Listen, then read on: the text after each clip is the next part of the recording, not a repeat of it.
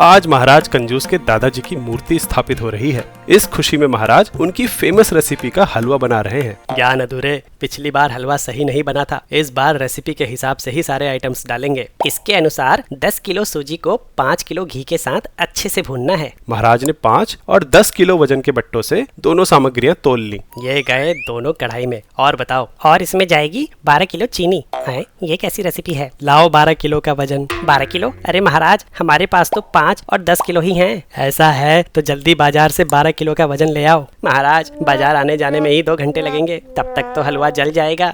हाय, इस बार भी हलवा बेकार बनेगा। 12 किलो नापने का कोई तरीका सोचो मंत्री। मंत्री सोच ही रहे थे कि उनकी नजर 2 मजदूरों पे गई जो दादाजी की मूर्ति को रस्सी से उठा रहे थे।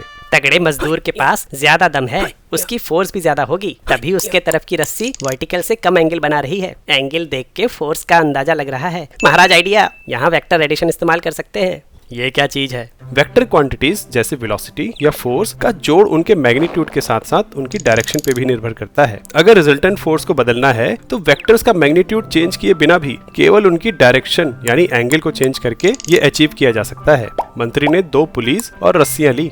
एक रस्सी में 5 किलो और दूसरी में 10 किलो का वजन टांग दिया और बीच में चीनी रखने के लिए कपड़े की पोटली बांध दी। अगर सिस्टम इक्विलिब्रियम में है तो वजन कितना होगा? ये तो सिंपल है।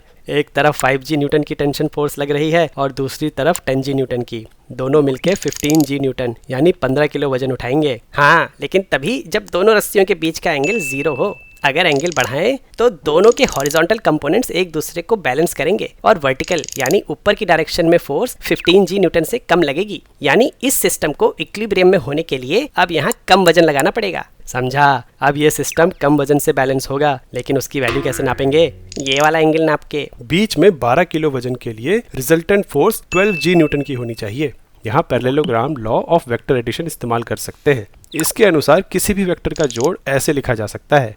अब इसे अगर 12G न्यूटन के बराबर कर दें तो यहाँ से cos थीटा की वैल्यू आ गई 0.19। cos की ये वैल्यू लगभग 79 डिग्री एंगल के लिए होती है। मंत्री प्रोटेक्टर लाए और महाराज ने रस्सी पकड़ी। मंत्री ने धीरे धीरे चीनी डालनी शुरू की और जैसे ही एंगल 79 डिग्री हुआ तो सिस्टम बैलेंस्ड हो गया और महाराज ने रस्सी छोड़ दी। एंगल 79 डिग्रीज हो गया, मतलब ये चीनी लगभग 12 किलो की है महाराज। अरे वाह, आज तो तुमने हमारा हलवा बचा लिया और वजन नापने की मशीन भी बना दी। एक बार मेरा वजन नाप के भी बताओ ना कितना है। तुम्हें क्या लगता है, इस मशीन से महाराज का वजन नपेगा या इसकी कोई मैक्सिमम और मिनिमम लिमिट है? एक स्टूडेंट के लिए स्टडीज में कंसिस्टेंसी बिल्ड करना किसी सुपर पावर से कम नहीं है और कंसिस्टेंसी के लिए चाहिए राइट हैबिट्स, माइंडसेट और कॉन्फिडेंस। तो अगर जानना चाहते हो कि क्यों नहीं हो रही है पढ़ाई, तो I would highly recommend this book, all in one book on how to learn better.